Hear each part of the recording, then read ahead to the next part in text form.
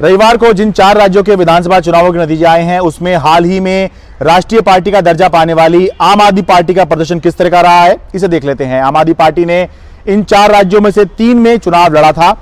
मध्य प्रदेश, छत्तीसगढ़, राजस्थान में आम आदमी पार्टी ने चुनाव लड़ा था, जबकि चौथा राज्य तेलंगाना में आम आदमी पार्टी ने चुनाव नहीं लड़ा था।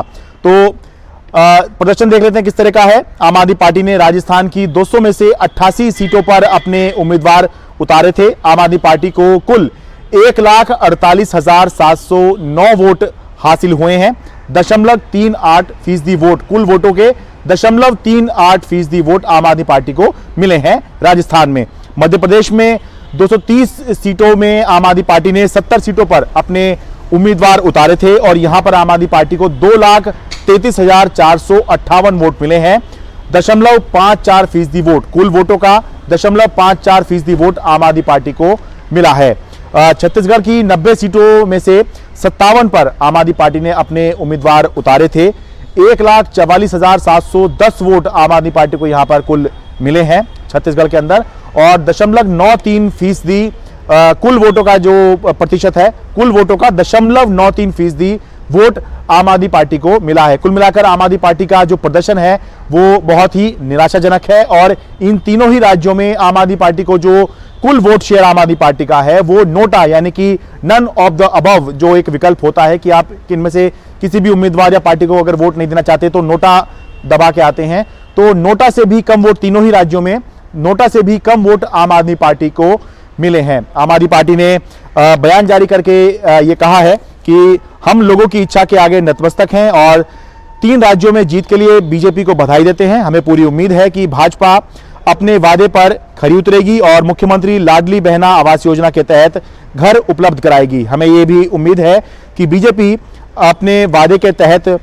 450 रुपए में रसोई गैस उपलब्ध कराएगी। हमारी मांग है कि सस्ती एलपीजी पूरे देश में उपलब्ध कराई जानी चाहिए और इसे केवल इन्हीं 3 राज्यों तक सीमित नहीं रखा जाना चाहिए। हम तेलंगाना में शानदार जीत के लिए कांग्रेस को भी बधाई देते हैं। हालांकि ये लोकसभा के लिए देश के मूड को प्रतिबिंबित नहीं करता है, क्योंकि कांग्रेस ने 2018 में एमपी, राजस्थान, छत्तीसगढ़ तीनों में जीत हासिल की थी, लेकिन 2019 के लोकसभा चुनाव में जीत बीजेपी को हासिल हुई थी।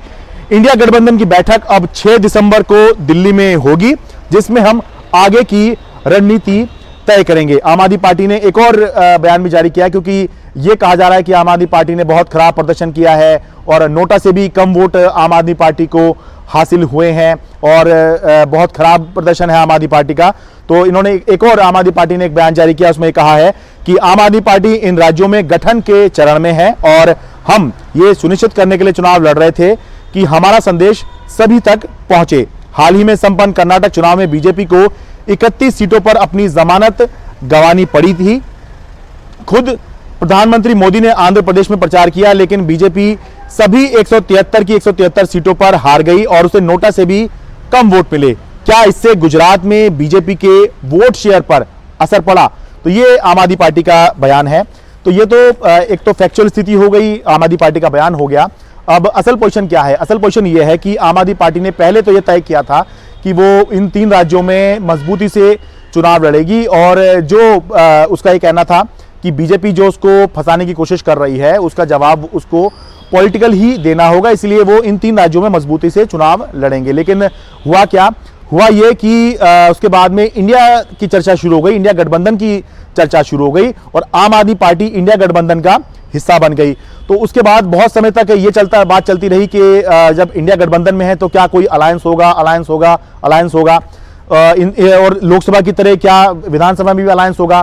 तो इस चक्कर में काफी समय निकला और जब ये बिल्कुल तय हो गया कि कांग्रेस इन तीनों ही राज्यों में किसी तरह का अलायंस नहीं कर रही है और ये चर्चा शुरू हो गई कि आम आदमी पार्टी गिव अप कर देगी और ताकि बीजेपी को हराया जा सके और कांग्रेस को जिताया जा सके, तो आम आदमी पार्टी गिव अप कर देगी। तो आम आदमी पार्टी ने बयान तो जारी किया और ये कहा कि नहीं, हम गिव अप नहीं करेंगे और मजबूती से इन तीनों राज्यों में चुनाव लड़ेंगे। लेकिन तब तक बहुत देर हो चुकी थी और आम आदमी पार्टी ने कोई खास तरीके से ये चुनाव नहीं लड़ा। चुनाव लड़ा, लेकिन ये चुनाव उस तरह से नहीं था जैसे आम आदमी पार्टी पंजाब में चुनाव लड़ी। ये चुनाव उस तरह से नहीं था जैसे आम आदमी पार्टी ने पिछले साल गुजरात में चुनाव लड़ा, जो पूरी शिद्दत से चुनाव लड़ा जाता है। उस तरह का चुनाव आम आदमी पार्टी ने ये बिल्कुल ही नहीं लड़ा था। बेशक अरविंद केजरीवाल जरूर एमपी में, छत्तीसगढ़ में, राजस्थान में कुछ कुछ सीटों पर अपने उम्मीदवारों के लिए जरूर चुनाव प्रचार करने गए थे। भगवंत मान भी पंजाब के मुख्यमंत्री प्रचार करने जरूर गए थे, लेकिन ये वैसा चुनाव प्रचार नहीं था जो हमने जब राज्यों के लिए चुनाव होते हैं, पंजाब के लिए हमने देखा, हमने राजस्थान के लिए देखा, तो ये उस तरह का चुनाव प्रचार नहीं था। एक आधा अधूरा सा कैंपेन चल रहा था। इसलिए चल रहा था कि आपने उम्मीदवार उतारे हैं, तो जहां जहां लग रहा है कि उम्मीदवार मजबूत हैं या चुनाव जीत सकते हैं या इंपॉर्टेंट है यहाँ पे जाना, तो वहां पर आम आदमी पार्टी ने अरविंद केजरीवाल वहां पे जरूर कैंपेन करने गए। लेकिन ये चुनाव आम आदमी पार्टी ने उस तरह से लड़ाई नहीं था, क्योंकि पहले तो एक तो कंफ्यूजन थी कि आप इंडिया गठबंधन का हिस्सा हैं, संभव है कि गठबंधन हो जाए, और एक और बड़ी बात ये थी कि जब आप इंडिया गठबंधन का हिस्सा हैं तो फिर ये चर्चा चल रही थी कि लोगों को आप क्या समझाएंगे कि एक तरफ आप साथ होने की बात करते हैं,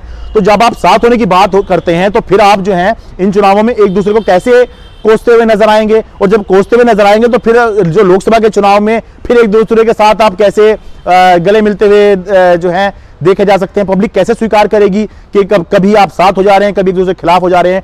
तो इस सब के चलते ये चुनाव आम आदमी पार्टी ने उस तरह से लड़ाई नहीं था, और जब जाहिर सी बात है चुनाव ठीक से लड़ा ही नहीं, तो फिर कोई खास प्रदर्शन की उम्मीद आम आदमी पार्टी से कैसे ही की जा सकती है। दिल्ली से मैं शरद शर्मा, एनडीटीवी इंडिया।